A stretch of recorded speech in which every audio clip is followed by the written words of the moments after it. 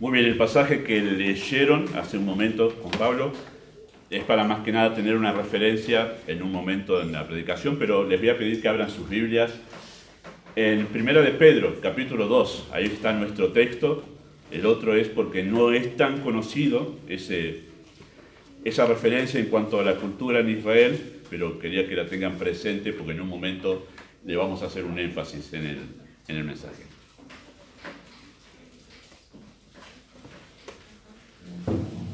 Esas tres fiestas que se hacían en Israel, una era la Pascua, que recordaba justamente el inicio del año religioso en Israel. Tenían dos años nuevos en Israel. Uno era el civil y otro era el año nuevo religioso, que era justamente recordando la salida de Egipto, que era la Pascua. 50 días después de la Pascua venía Pentecostés, que tenemos en Hechos capítulo 2, esa fiesta recordada. Y después para octubre más o menos, cerca del fin de año, se hacía la otra fiesta, que es la fiesta de los tabernáculos. Un tabernáculo era una carpa, una carpita. Se hacía sencillamente para recordar esos años que estuvieron peregrinando en el desierto, 40 años ahí, y cómo Dios los había cuidado. ¿Recuerdan eso que dice Deuteronomio 8? El calzado no se te gastó, 40 años con el mismo calzado y no se gastó.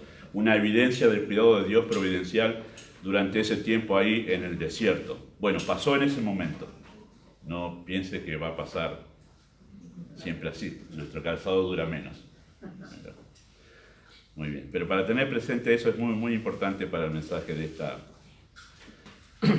mañana. Primera de Pedro, en sus Biblias, capítulo 2, versículo, vamos a leer desde el comienzo del capítulo 2 para tener el contexto allí. Dice así: desechando pues toda malicia, todo engaño, hipocresía, envidias y todas las detracciones, desead como niños recién nacidos la leche espiritual no adulterada, para que por ella crezcáis para salvación. Si es que habéis gustado la benignidad del Señor, acercándoos a Él, piedra viva, desechada ciertamente por los hombres, mas para Dios escogida y preciosa.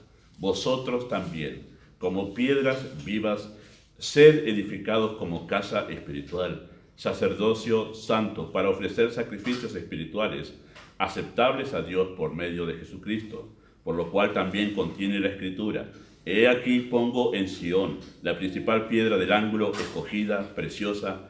El que creyere en Él no será avergonzado.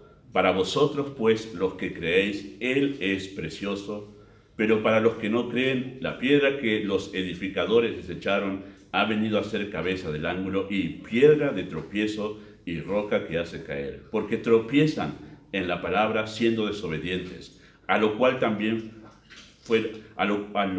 fueron también destinados. Mas vosotros sois linaje escogido, real sacerdocio, nación santa, pueblo adquirido por Dios, para que anunciéis las virtudes de aquel que os llamó de las tinieblas a su luz admirable. Muy bien, oramos.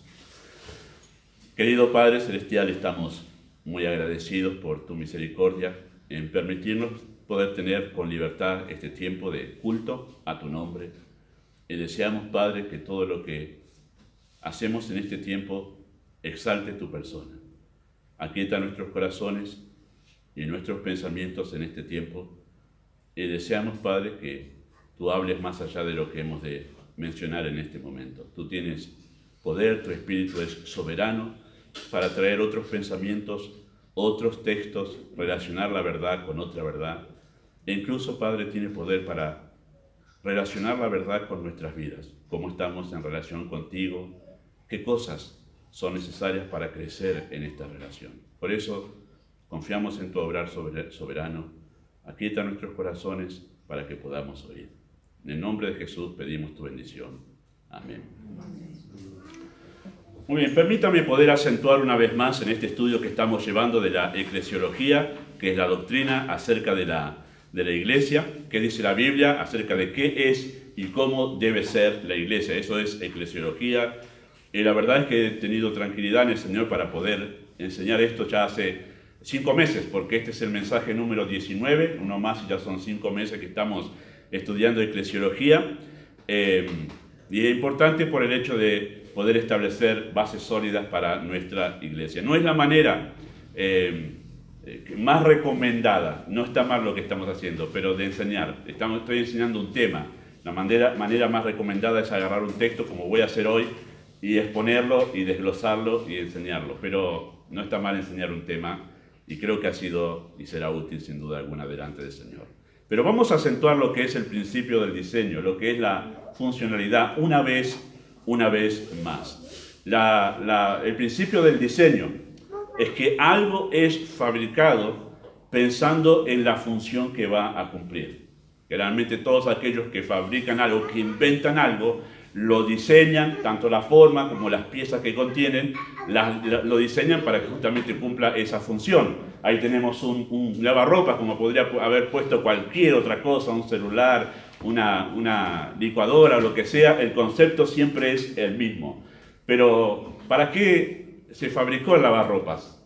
Para lavar ropa. Muy bien, no es una pregunta capciosa ni nada, sencillamente para afirmar esa idea.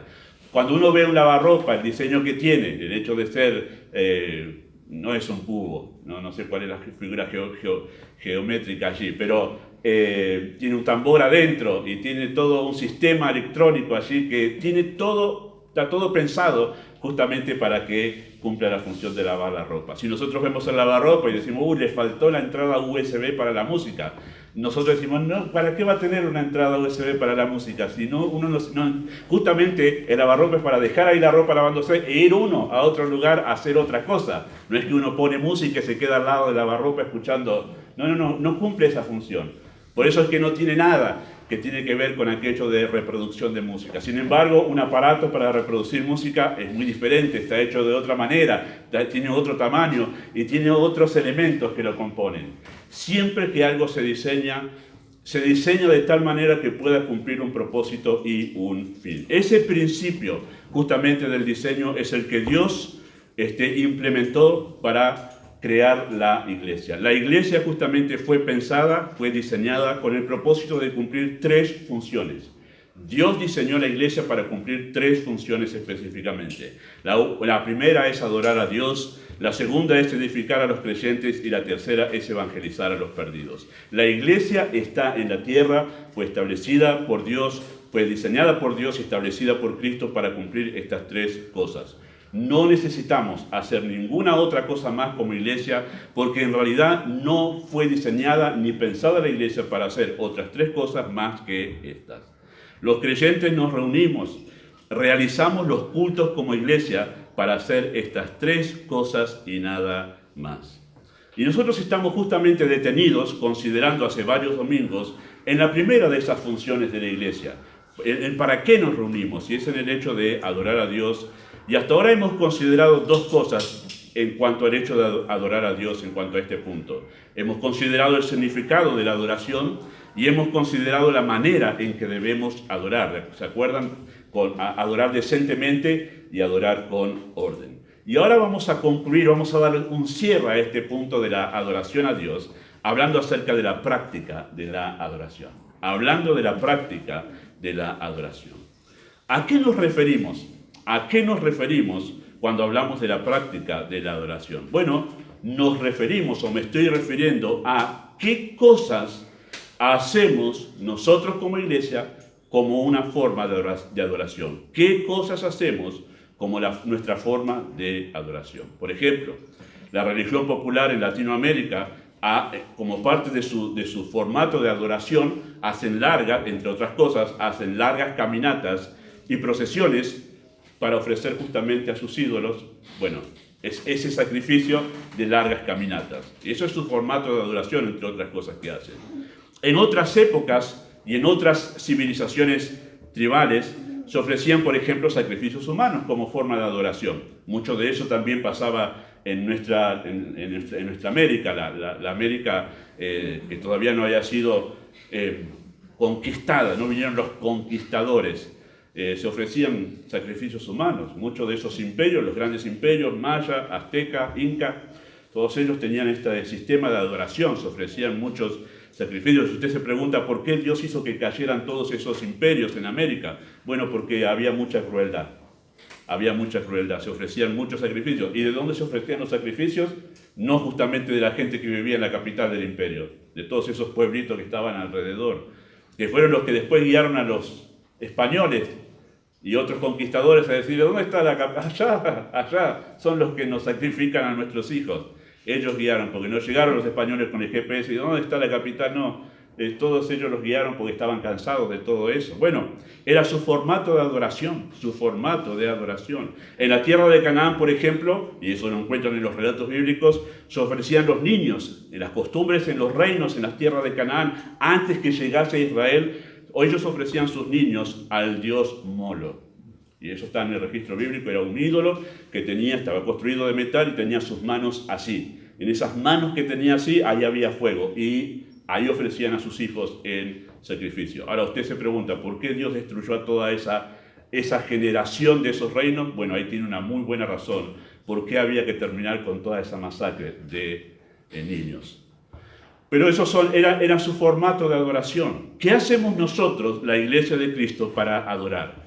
¿Qué hacemos nosotros, la Iglesia de Cristo, para adorar? Bueno, según el texto que acabamos de leer en 1 de Pedro, capítulo 2, versículo 5, dice que debemos ofrecer sacrificios espirituales agradables a Dios por medio de Cristo. Ese es nuestro formato de adoración. Ya hemos leído en Corintios el cómo debemos adorar. Ahora nosotros leemos acá el qué debemos hacer. ¿Qué cosas debemos hacer en la iglesia o con la iglesia como formato de adoración? Sacrificios espirituales agradables a Dios por medio de Cristo. En esta propuesta que Pedro nos da acá, hay tres verdades que debemos destacar y que nos ayudan a definir nuestra forma de adoración. Así que, hermanos, para adorar a Dios, en primer lugar, nosotros como iglesia debemos ofrecer. Nosotros como iglesia debemos ofrecer. Es lo que dice Pedro allí. La idea, queridos hermanos, de adoración está ligada. La idea de adoración está ligada al acto mismo de ofrecer, de ofrendar. Y voy a repetir esa palabra muchas veces en este mensaje, la palabra ofrendar.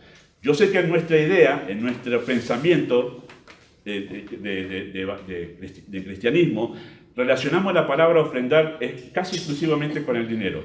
En el contexto bíblico implica mucho más, que muchas otras cosas más que el dinero. Así que trate de sacarse esa limitación de pensar que cuando mencionamos la palabra ofrendar se refiere al dinero. Estamos incluyendo muchas otras cosas más que vamos a mencionarla en el texto. Pero la idea de adoración está ligada al acto de ofrecer, de ofrendar algo a quien se le está rindiendo un culto. Y este impulso de dar algún tipo de ofrenda, ¿sí?, es parte esencial del concepto de la adoración. Eso significa que si no se ofrece algo, no se está adorando.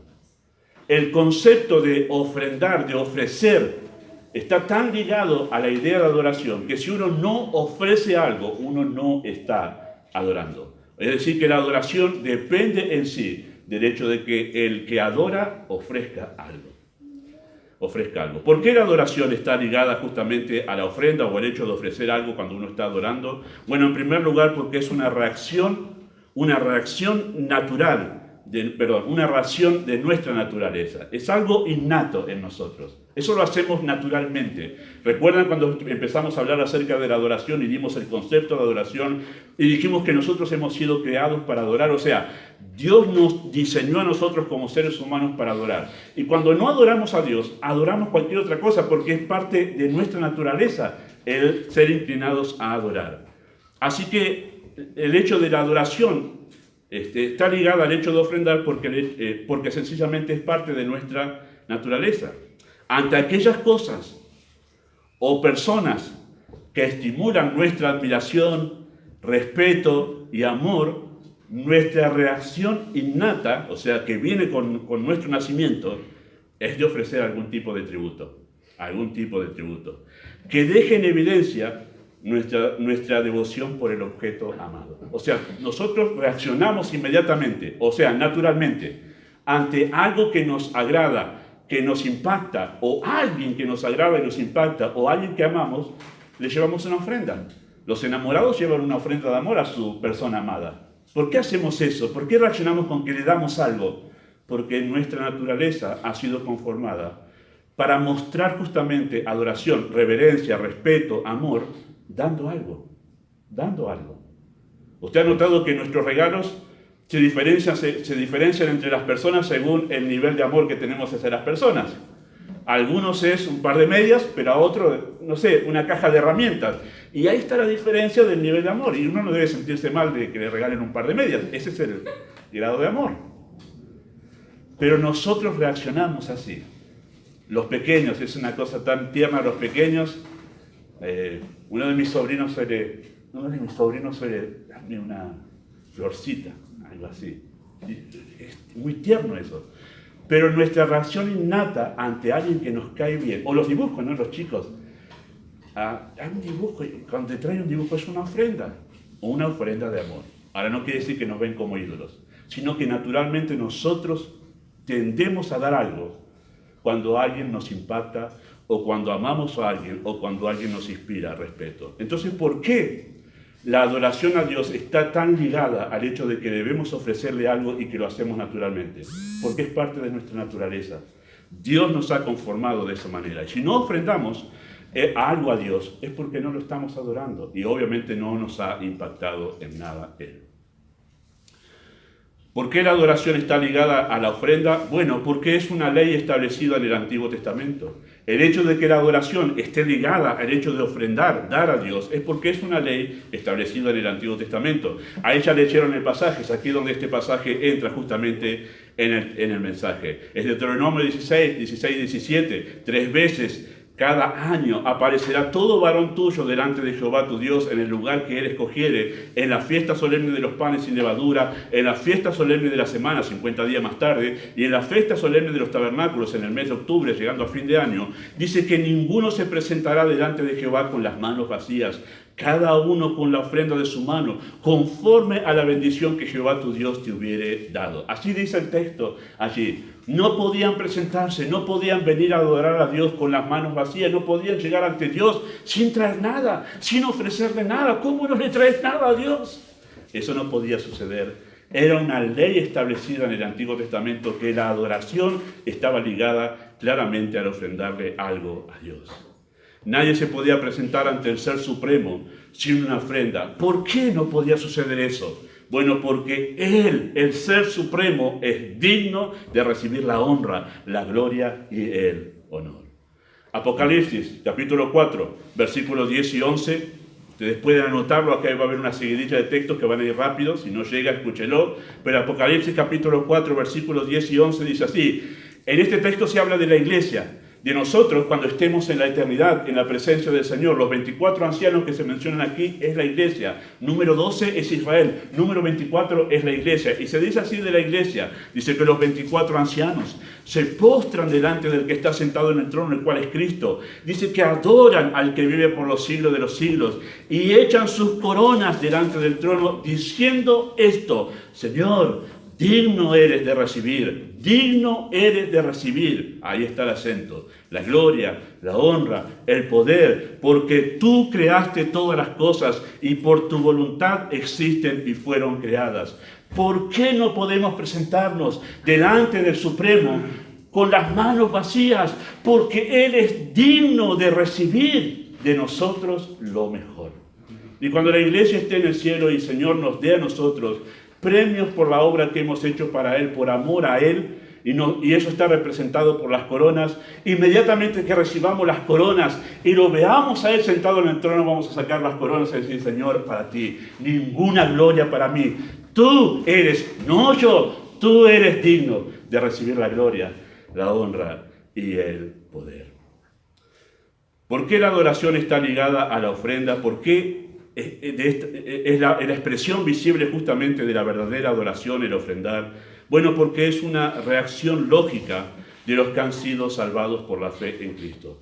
Es la reacción lógica de aquellos que han sido salvados por la fe en Cristo. No puede pasar de otra manera, a eso nos referimos. La lógica nos dice que si alguien ha sido salvado por la fe en Cristo, esa persona entiende la gran salvación que ha recibido. Lo lógico, la reacción lógica es que ofrende a Dios en adoración.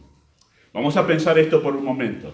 Si su vida corre peligro y alguien se arriesga o alguien arriesga su propia vida para salvarlo, Usted se siente en deuda con tal persona y lo menos que hace es llenarlo de honores y de regalos. Supongamos que usted está en la vía pública, usted va caminando por las vías del tren, cruzando el paso nomás allí, va escuchando su celular, distraído, y de repente el tren está a punto de pasarlo por encima. Y alguien allí agarra y se tira porque se da cuenta que usted está distraído. Usted dice, wow, y usted dice, hoy nací por segunda vez, dice. ¿Qué hace con esa persona?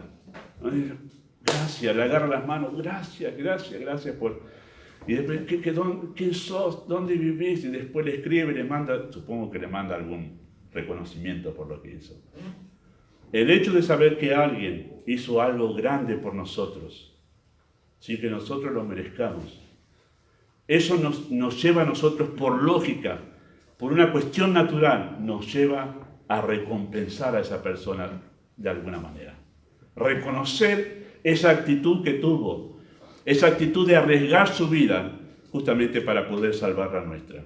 Así que es una reacción natural. Si hemos comprendido el gran amor de Cristo en la cruz, tomando nuestro lugar y sufriendo la ira de Dios, es natural que respondamos ofreciendo nuestras vidas a Él. El ofrecer es la respuesta lógica ante la realidad de la salvación. Lo vemos, por ejemplo, en Lucas capítulo 7, versículo 36 al 50. Ahí sí les invito a buscar. El texto es rico en esta verdad. Lucas capítulo 7, versículo 36 al 50.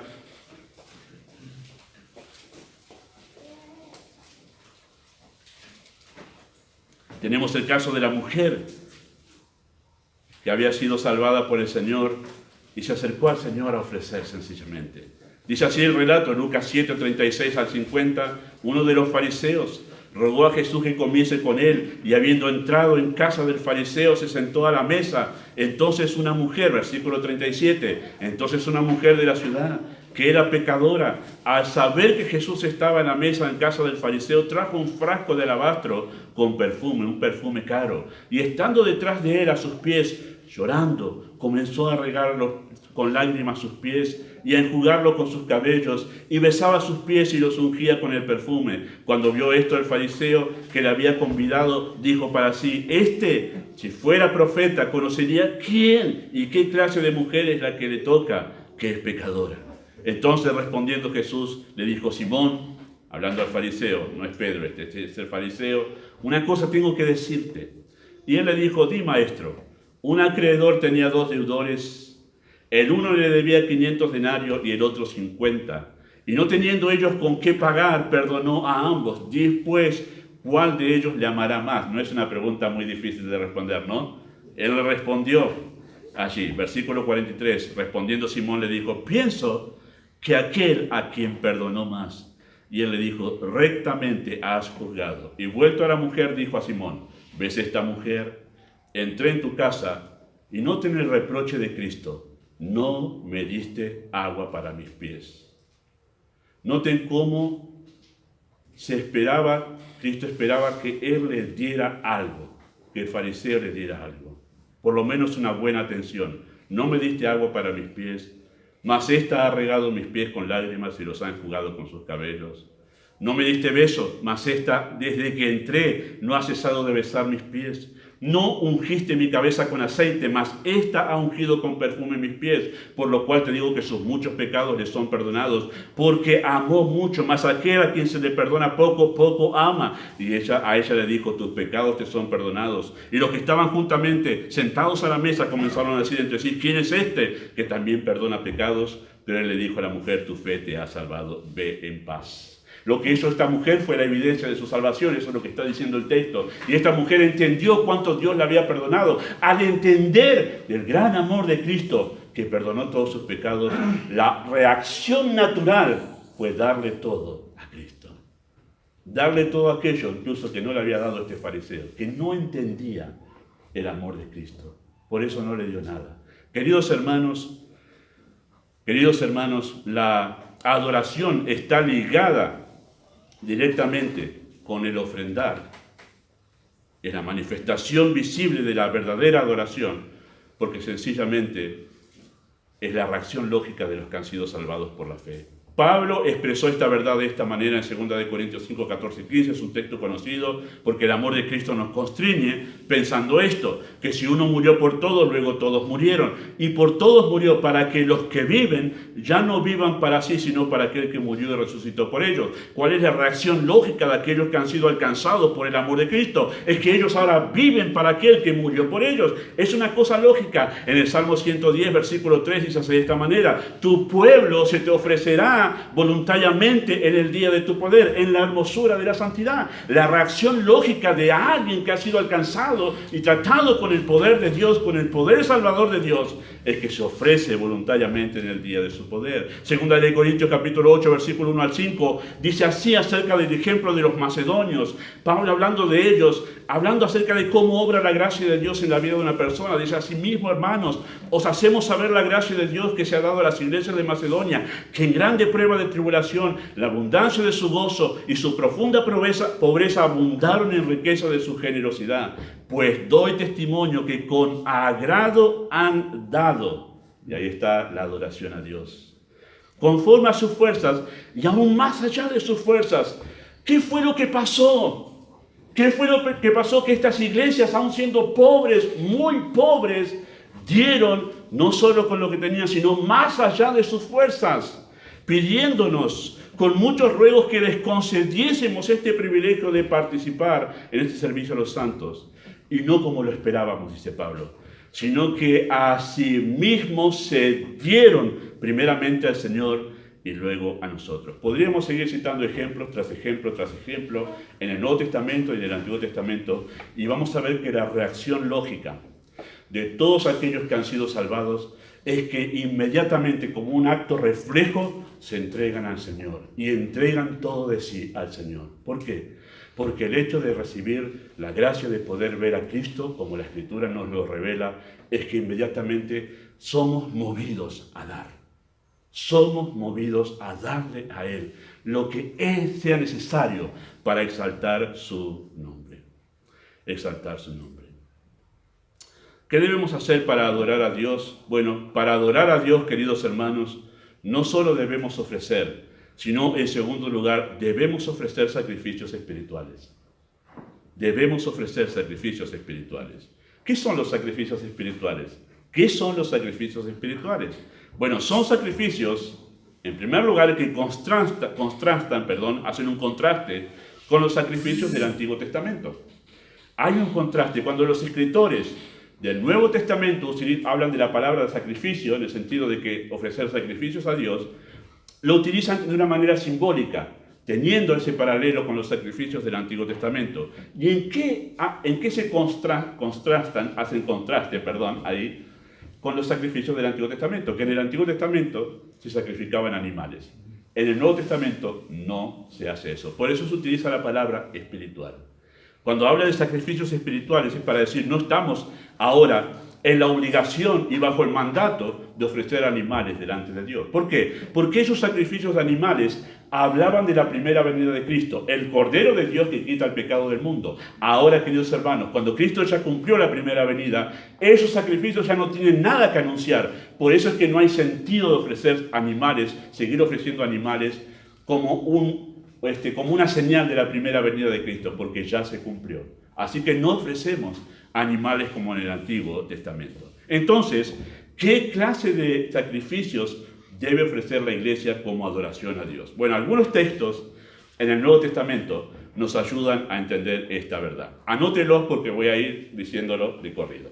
Hebreos capítulo 13, versículo 15 dice así: así que ofrezcamos siempre a Dios por medio de él sacrificio de alabanza, es decir, fruto de labios que confiesen su nombre. En este texto habla acerca del hecho, y puede estar incluido aquí, sin duda alguna, el tiempo de cánticos, de alabanza. Como también está incluido aquí lo que vamos a hacer la semana que viene, que es dar gracias a Dios en medio de la congregación, agradecer a Dios. Eso es fruto de labios que confiesan su nombre. Y el escritor de los Hebreos dice aquí sacrificio de alabanza. O puede ser semejante a lo que hizo Job también cuando perdió a sus hijos, sus bienes y su propia salud. Él dijo: Jehová dio, Jehová quitó, sea el nombre de Jehová bendito. Eso es un sacrificio de alabanza que confiesa su nombre. Apocalipsis capítulo 5, versículo 8 y también capítulo 8, versículo 3 y 4, dice así: cuando hubo tomado el libro, los 4 seres vivientes y los 24 ancianos se postraron delante del Cordero. Todos tienen arpas y copas de oro llenas de incienso. El incienso formaba parte de la adoración en el Antiguo Testamento. Se ofrecía un incienso para perfumar el lugar de adoración. Llenas de incienso, que son las oraciones de los santos. Y de la mano del ángel subió a la presencia de Dios el humo del incienso con las oraciones de los santos. Así que Hebreos 13 habla de alabanzas, de cánticos, de confesar con nuestro nombre, dándole gracias a Dios por lo que Él ha hecho. En Apocalipsis nos habla de las oraciones como un sacrificio, un sacrificio espiritual. Hebreos 13, 16 dice así: y de hacer bien y de la ayuda mutua no os olvidéis, porque de tales sacrificios se agrada a Dios. El ayudarnos mutuamente entre los hermanos en la fe es un sacrificio espiritual. Filipenses capítulo 4, versículo 18 dice así de esta manera: pero todo lo he recibido y tengo abundancia, estoy lleno, habiendo recibido de Epafrodito lo que enviasteis, olor fragante, sacrificio acepto, agradable a Dios. ¿De qué estaba hablando Pablo ahí? Del dinero, de la ofrenda económica que los filipenses le habían mandado a Pablo. Así que el ofrendar económicamente entra dentro de esta gama de sacrificios espirituales. Filipenses capítulo 2, versículo 17 dice así: y aunque sea derramado en libación, la libación estaba en todos los sacrificios que se hacían en el sacerdocio levítico. Había sacrificios día por día, uno era mañana, uno era tarde. Había sacrificios semanales, que era justo el séptimo día, se ofrecían más animales. Habían sacrificios anuales, una fiesta anual muy grande donde se ofrecían más animales. En todos ellos había una libación. ¿Qué era una libación? Era un poco de vino que se derramaba sobre el sacrificio. Eso es libación. Y Pablo dice así: aunque sea derramado en libación sobre el sacrificio y servicio de vuestra fe, me gozo y regocijo con todos vosotros. ¿Qué está diciendo Pablo? Aunque mi vida se acabe simplemente haciendo esto, sirviéndolos a ustedes, oh filipenses, en esto me gozo y regocijo, porque esto es una ofrenda, un sacrificio espiritual que adora a Dios. Así que el servicio a la iglesia de Dios, es un sacrificio espiritual. Una vida usada para el servicio de la iglesia es un sacrificio espiritual. Romanos capítulo 15, versículo 16 dice así: ministrando el evangelio de Dios para que los gentiles les sean ofrenda agradable, santificada por el Espíritu Santo. Pablo está hablando de su ministerio de evangelismo, el ganar a otros para Cristo. Cada vez que ganamos a alguien para Cristo o lo llevamos al conocimiento de la verdad y la persona se convierte, llega a los pies de Cristo, es una ofrenda, un sacrificio espiritual. Así que, ¿qué son los sacrificios espirituales según todos estos textos en el Nuevo Testamento? Alabanzas, oraciones, ayuda mutua, ofrenda económica, dar la vida por la iglesia, las almas ganadas. Todo eso es los sacrificios espirituales que menciona Pedro en ese lugar. ¿Qué debe hacer la iglesia como adoración a Dios? Todas estas cosas. Todas estas cosas. Queridos hermanos, esta verdad de sacrificios espirituales nos obliga a ver todo lo que hacemos en la iglesia como una ofrenda de adoración. Así la veían los apóstoles y así es como Dios ve todo lo que hacemos en la iglesia. Todo siempre de acuerdo a como Dios lo ha diseñado. Son todas esas cosas medios de adoración. Y aquí es donde hacemos el acento que ustedes me han escuchado desde el principio de este tema. No es solo cantar el momento de adoración. Es el momento de la prédica. Es el momento en que tenemos comunión los unos con los otros y nos acercamos a alguien en lugar de quedarnos en un rincón. Nos acercamos a alguien, preguntarle cómo está, ofrecerle una palabra de aliento, una ayuda, un texto bíblico. Y eso es un sacrificio espiritual que sube como olor fragante para el Señor. Cuando compartimos el Evangelio, cuando llevamos a alguien el Evangelio y lo ayudamos a que realmente pueda conocer al Señor, eso es un sacrificio espiritual según las Escrituras nos dice aquí. Y queridos hermanos, dice que en el cielo, cuando estemos en la presencia de Dios, hay copas de incienso. Es una imagen simbólica, ¿no? Es una alegoría, pero copas de incienso porque habla de las copas que se usaban en el tabernáculo en el Antiguo Testamento para ofrecer el incienso, llenas de las oraciones de los santos. Así que las oraciones que tuvimos ayer aquí como iglesia han sumado a la copa que dice ahí Iglesia de Lavallol, y que en aquel día será ofrecido delante del altar y subirá en adoración a Dios. Y ahí está exaltando el nombre de Cristo las oraciones de la iglesia en Lavallol, como cada una de las iglesias donde las oraciones son elevadas. Eso debe cambiar, queridos hermanos, completamente nuestra visión de por qué hacemos y además lo que significa cada cosa que hacemos en la iglesia. Cada cosa que hacemos en la iglesia. Debe cambiar nuestra perspectiva de cómo Dios ve todo eso y no cómo nosotros vemos todo eso humanamente. Sacrificios espirituales, con todas aquellas cosas que hacemos en la reunión de la iglesia, que promueven la alabanza a Dios, la edificación de los creyentes y la salvación de los perdidos, eso es adoración. Ahora, queridos hermanos, ¿cómo debemos adorar nosotros como iglesia? ¿Cuál es el formato de nuestra adoración? En tercer lugar, lo que dice Pedro allí es que debemos ofrecer sacrificios espirituales agradables a Dios. No solamente debemos ofrecer, sino que debemos ofrecer sacrificios espirituales, y esos sacrificios deben ser agradables a Dios por medio de Cristo. Esa palabra que utiliza Pedro ahí en ese texto, a mí me encantó. Esa palabra que utiliza allí, en el original, esa palabra agradable, está muy intensificada. No intensificada, sino muy intensificada. O sea, cuando nosotros decimos mucho, para intensificarlo decimos muchísimo. Ahí la intensificamos, porque no es que me gustó mucho este pastel de papa. Me gustó muchísimo. Intensificamos la palabra. Pero esta palabra aquí no es solo intensificada, es muy intensificada. Muchísimo. Eso podemos hacer ahora con el celular, ¿no? No es mucho ni muchísimo, es muchísimo.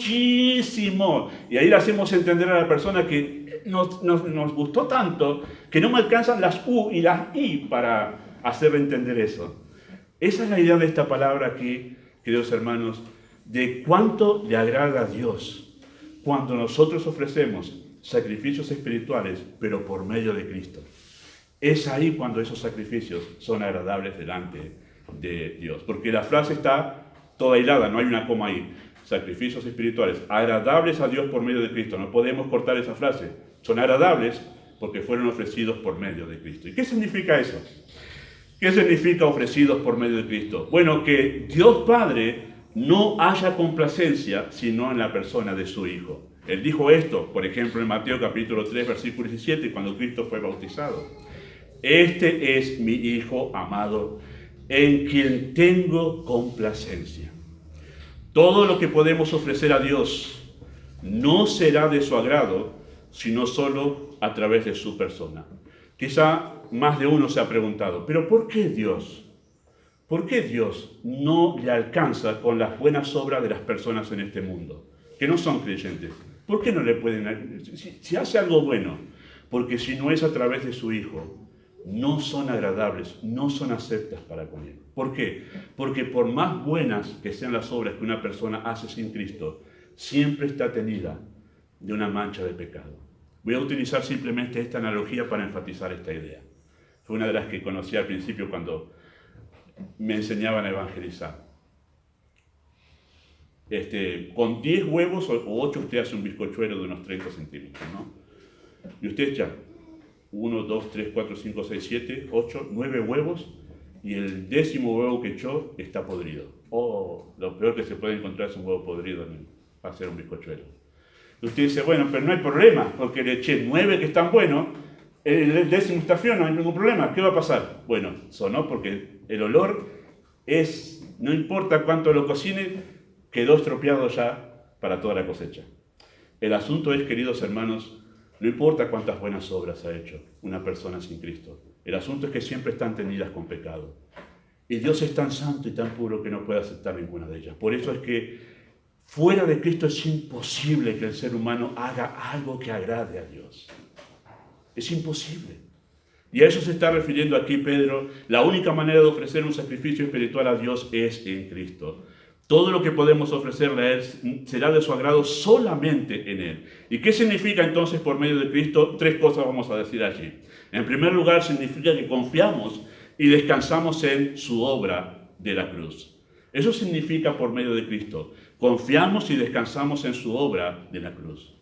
Presentamos los sacrificios espirituales no como una forma de justicia personal, sino como la reacción natural de alguien que ha sido impactado por el amor de Cristo en el Calvario. Bueno, ahí tenemos el caso de Abel y de Caín en Génesis capítulo 4. Ustedes recordarán la historia de estos dos hermanos. Y es una buena ilustración de esta verdad. Es una buena ilustración de esta verdad.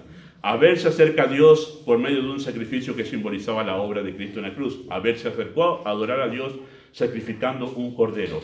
Un cordero, él ya sabía porque su papá y su mamá, Adán y Eva, le habían enseñado esto, acerca de cómo acercarse a Dios. Y sabían que debía ser por medio de un sacrificio. Y él lo hizo así. Por eso Dios aceptó la ofrenda de Abel.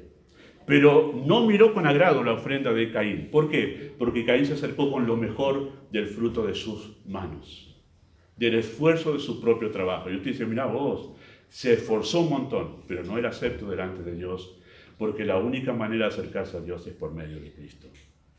Y este es un buen ejemplo de esto. Queridos hermanos, aquí está la diferencia dentro de la iglesia de Cristo entre aquellos que realmente aman a Dios y aquellos que son meramente religiosos. ¿Sabe lo que hace el religioso cuando quiere servir a Dios en la iglesia? Lo hace constantemente para ganar el reconocimiento de los demás. Lo hace como una suerte de justicia personal. A ver si con esto me gano por fin un puesto en la iglesia. A ver si con esto por fin me felicitan. A ver si con esto por fin me tienen en cuenta. Eso es justamente ofrecer un sacrificio espiritual sin Cristo. Sin Cristo. Cuando el que sirve lo hace en Cristo, cuando ofrece un sacrificio espiritual en Cristo, no está esperando ninguna recompensa, porque sabe que lo que está haciendo no es algo de más, sino es lo que corresponde por el amor de Cristo en el Calvario. Me apenan ver los religiosos en la iglesia, cuántos se esfuerzan para hacer gala de su justicia personal. Mira cuánto sirvo, mira cuánto trabajo, y están esperando alguna felicitación, alguna recompensa, porque el que es religioso depende para su seguridad de salvación, su falsa seguridad de salvación, de la felicitación de los demás. Y cuando no la tiene, se siente inseguro. Esos son los fariseos. Los fariseos oraban en las plazas, hacían gala de su ofrenda porque estaban esperando la seguridad de su salvación y que la gente lo reconozca. ¿Por qué? Porque no podían tener seguridad de salvación en Cristo. Cuando tenemos seguridad de salvación en Cristo, no nos importa si alguien nos felicita o no. Lo hacemos en respuesta a ese amor, no para ganar algo, sino por lo que Cristo hizo por nosotros. Así que cuando hacemos un sacrificio espiritual en Cristo, es justamente en respuesta a la obra de Cristo en la cruz, porque confiamos y descansamos en su obra en el Calvario. En segundo lugar, ¿qué significa por medio de Cristo? Es porque tomamos a Cristo como el punto de referencia. Eso significa sacrificios espirituales por medio de Cristo. Tomamos a Cristo como el punto de referencia. Nuestras obras se ofrecen como sacrificios espirituales, como sacrificios espirituales. Reflejan su persona, su obra, su palabra y su evangelio. Lo hacemos de tal manera que se refleja a Cristo cuando nosotros adoramos. Se refleja a Cristo cuando nosotros evangelizamos. Se refleja a Cristo cuando interactuamos los unos con los otros en comunión. Se refleja a Cristo cuando nosotros oramos. A esto se refiere Pedro justamente cuando habla en capítulo 2, versículo 9 de esa misma carta. Mas vosotros sois linaje escogido, real sacerdocio, nación santa, pueblo adquirido por Dios, para que anunciéis las virtudes de aquel que os llamó de las tinieblas a su luz admirable. ¿Para qué ofrecemos sacrificios espirituales? Para reflejar a Cristo. Reflejar a Cristo. De eso se tratan los sacrificios espirituales, de anunciar sus virtudes, y esto justamente sigue un claro paralelo con los sacrificios del Antiguo Testamento. Todos ellos debían seguir un riguroso procedimiento porque cada sacrificio hablaba de Cristo. Cada sacrificio en el Antiguo Testamento hablaba de Cristo, anunciaba a Cristo. Quizá un ejemplo conocido de esto y práctico es lo que tenemos en 1 Corintios capítulo 13. Este es conocido, enseñé esto una vez más a principio de año cuando estábamos en la cuarentena. Pero 1 Corintios capítulo 3 es un ejemplo de esto, de cómo podemos ofrecer sacrificios espirituales, pero que no reflejan a Cristo. Dice así el texto: si yo hablase lenguas humanas y angélicas y no tengo amor, vengo a ser como un metal que resuena o címbalo que retiñe. Si tuviese profecía y entendiese todos los misterios y toda ciencia, si tuviese toda fe, de tal manera que trasladase los montes, y no tengo amor, nada soy. Si repartiese todos mis bienes para dar de comer a los pobres, y si entregase mi cuerpo para ser quemado, y no tengo amor, de nada me sirve. ¿Cómo, Pablo, no sirve de nada? No, no sirve de nada. ¿Por qué? Porque no está impregnado con el carácter de Cristo. Porque ahí el amor es el reflejo del carácter de Cristo. Es el reflejo del carácter de Cristo. Los corintios se ocupaban de cosas espirituales, pero sin estar revestidas del carácter del Señor. No se veía a Cristo en esos sacrificios que ellos hacían. Así que, queridos hermanos, ¿qué significa por medio de Cristo? Significa que lo hacemos como Cristo lo hacía en tercer lugar. Presentamos sacrificios espirituales con la misma pasión, con el mismo amor, con la misma entrega que identificaba a Cristo haciendo la obra de Dios. Es Cristo haciendo a través de nosotros, ofreciendo esos sacrificios espirituales. Escuchen este texto de Hebreos capítulo 13, versículo 20 y 21. Dice así: y el Dios de paz, que resucitó de los muertos a nuestro Señor Jesucristo, el gran pastor de las ovejas, por la sangre del pacto eterno, os haga aptos en toda obra buena para que hagáis su voluntad. Y escuchen esto: haciendo Él en vosotros lo que es agradable delante de Él, por Jesucristo, el cual sea la gloria por los siglos de los siglos. Amén. ¿Cómo es eso?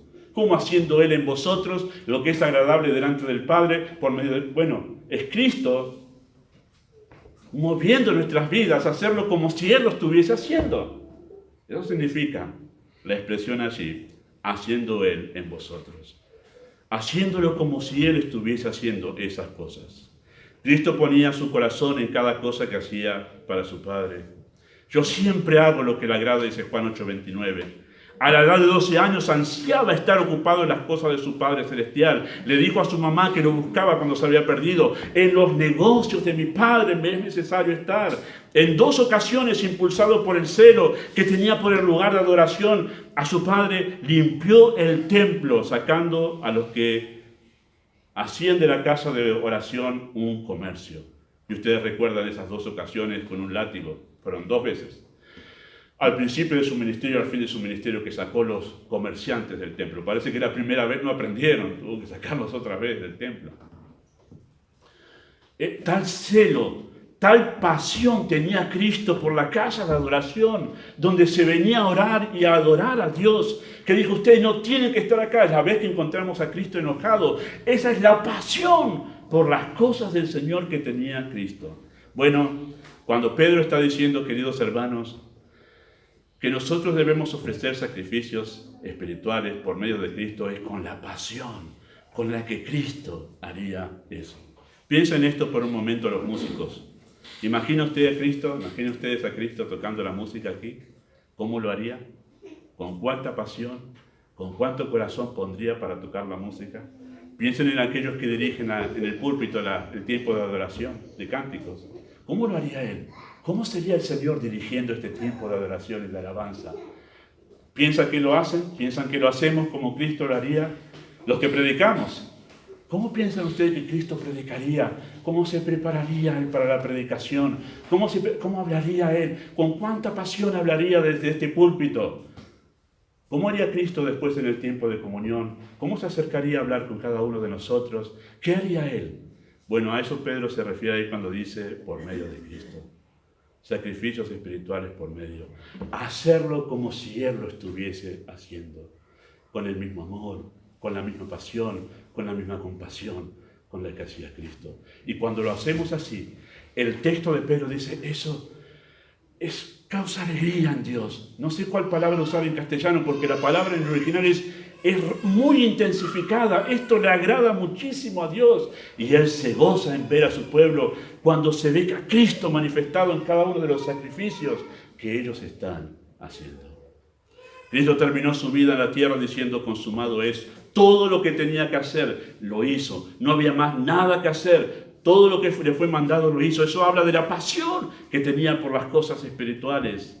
Y esto significa un sacrificio que agrada a Dios, uno en el que la pasión, el amor, la entrega de Cristo se hacen manifiestas. Este es el mayor sacrificio, queridos hermanos, que todo creyente puede hacer, el de poner su alma, su corazón y su cuerpo en cada cosa que hace para el Señor. Y pensemos en un término un poquito más general. ¿Cuál fue tu actitud en esta mañana? Vamos a hacerlo más cercano, ¿no? ¿Cuál fue nuestra actitud esta mañana cuando dijimos que teníamos que venir a la iglesia, con la iglesia, a adorar, a escuchar? Otra vez. La semana pasada, pastor, una reunión de 2 horas se mandó, espero que esta vez. ¿Cuál fue la actitud? ¿O es como el Cristo que dijo en los negocios de mi padre? Cuando lo buscaron, no lo buscaron con sus amigos en la esquina, Cristo, no lo buscaron simplemente con los familiares, no pensaron que estaba, pero lo encontraron en la casa de su padre, como David, que amaba los atrios de Jehová. Y como ayer cantamos en la reunión de oración, una cosa he demandado, decía David, esta buscaré, estar en la casa de Jehová para contemplar la hermosura de Jehová. Ese es Cristo en la vida de David. Ese es Cristo en la vida de David. Esa pasión. Esos son los sacrificios espirituales que agradan a Dios. Y hay un sacrificio, sin duda alguna, que es donde Cristo es reflejado como en ningún otro sacrificio. Y es el que dice Romanos 12:1. Por si alguno lo pensó, dice, el pastor se está olvidando de un sacrificio muy importante. Romanos 12:1, que la mayoría de ustedes conocen. Así que, hermanos, os ruego por las misericordias de Dios. ¿Cuál misericordia? La que ya acaba de mencionar en toda la carta a los romanos, que es el Evangelio de Cristo. Que presentéis vuestros cuerpos en sacrificio vivo, santo, agradable a Dios, que vuestro culto racional es racional, es de lógica. La palabra en el original es lógica. Es lo más lógico que si has entendido la misericordia de Dios, que tú entregues tu cuerpo en sacrificio vivo, santo, agradable a Dios, cada día, ofreciéndose cada día, día en día, de todo corazón, a las cosas de Dios. Cada cosa que hagan para Dios, pongan su vida en ello. Pongan su vida en ello. Oh, queridos hermanos, me olvidé mencionar quién maneja el proyector aquí, no queda fuera, Mechi. ¿Cómo haría Cristo manejando el proyector? Él pondría pasión en todas estas cosas, porque todo lo que se refería con su Padre Celestial, todo lo apasionaba. Todo lo apasionaba. Dios no se agrada de los sacrificios espirituales hechos sin pasión, sin entrega y sin amor. A veces decimos, no, bueno, pero al Señor es para el Señor, decimos así nomás, no. Mire el Antiguo Testamento cuando los sacerdotes ofrecían lo cojo, lo dañado, lo que les sobraba. Dios se mostró repulsivo ante ese tipo de sacrificios. Así que no seamos tan condescendientes para calmar la conciencia de aquellos que no sirven al Señor con pasión, con amor y con diligencia, porque no agradan delante de Dios. Vivimos en una generación que no está dispuesta al sacrificio, eso es una realidad. Por eso las iglesias cuentan con tan pocos obreros, porque no vamos a poner como obreros en la iglesia a alguien que no tiene pasión. Necesitamos ser una iglesia que se presenta como un sacrificio vivo a Dios, queridos hermanos, y eso debe verse en todo lo que hacemos como iglesia. Vamos a unas pocas reflexiones finales en este mensaje. Debemos cambiar nuestra forma de ver las reuniones con la iglesia, que no es solo una actividad, es una ofrenda de adoración al Ser Supremo. Debemos cambiar la forma de ver nuestra participación en los cultos. No venimos a recibir, sino venimos a dar. Y cuando nosotros damos a Dios, recuerden el principio, lo que significa la adoración. Cuando le damos a Dios adoración, nuestra alma se completa, porque la razón por la cual fuimos creados es para adorar. Y cuando cumplimos el propósito para el cual fuimos creados, sentimos plena complacencia. Si quiere ponerle felicidad, ponga la palabra que quiera. Pero es ahí donde hallamos completa complacencia para nuestra alma. Así que venimos a darle a Dios, no venimos a pedirle a Él. La iglesia fue creada para adorar. Ahora, yo no quiero decir que no podemos orar pidiendo, pero dentro de este contexto quiero que entiendan esa frase que acabo de decir. La iglesia, queridos hermanos y hermanas, fue creada para adorar. Si no cumplimos ese propósito, la iglesia está funcionando mal. Si el lavarropas lo ponemos y no lava, está fallando. Está fallando. Si como iglesia no adoramos, conforme a las verdades que hemos presentado, estamos fallando en algo. Hay que agarrar, reviso técnico, ¿dónde está la falla? Y hagámoslo más personal. Si nosotros, de manera individual, no estamos adorando, no participamos del culto bajo estos principios, algo está fallando y no estamos lejos del propósito por el cual nosotros existimos, que es para adorar a Dios. Amado Padre Celestial, usa tu palabra en cada corazón. Y ruego, amado Dios, que tú formes de esta iglesia una iglesia apasionada por Cristo, que desborda de amor y está dispuesta a entregar todo por ti. Ruego que tú hables más allá de lo que hemos dicho en este momento, en nombre de Jesús.